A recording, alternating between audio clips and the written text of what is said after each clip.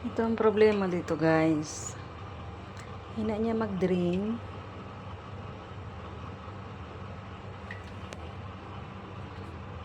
Kaya siguro hindi masyadong nag-ano doon sa baba. Pakahina niya, guys, oh. Dapat pag ganyan agad-agad lulubog. Pero wala eh. Kailangan natin magbukas, guys. Buksan ko ito kasi baka dito ang diferensya. Ayan, guys, oh, diba? Napakadumi. Kailangan kong i-try kung paano buksan. Diba? Tingnan natin kasi nakita ko to sa Facebook. Binubuksan daw yan para makita yung mga dumi dun sa loob. Tingnan ko. May screw pala siya doon, guys. May screw siya dyan. Kailangan yung i-open. Ayan.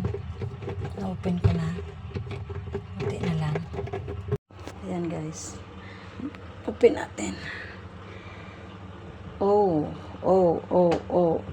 Ang dumi, diba? Madumi siya.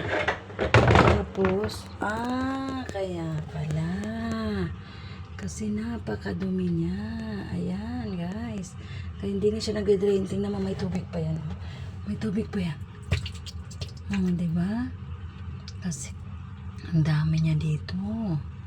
Naman, hindi na siya magtutulo talaga ng maayos. Ayan, linisin na. So, ito na ang problema, guys. Tingnan nyo.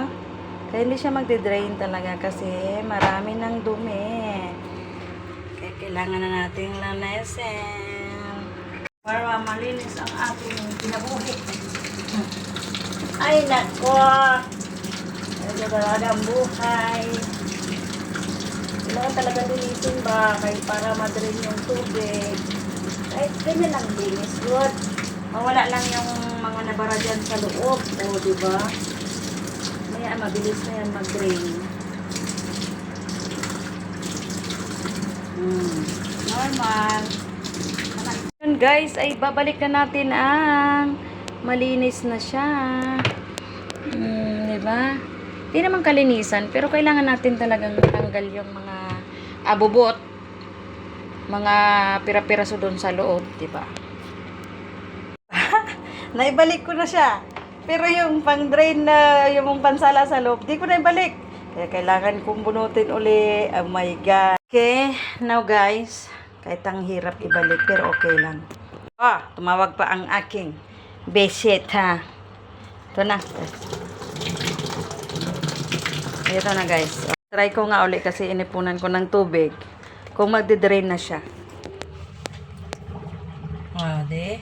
Diba? Mabilis na siya mag-drain. Kasi nawala na yung dumi sa loob. Kahit mahirap, guys. Gaya-gaya rin minsan pag makakita sa Facebook. Diba? Satisfied! Nag-drain na nga siya, guys. Wow, thank you.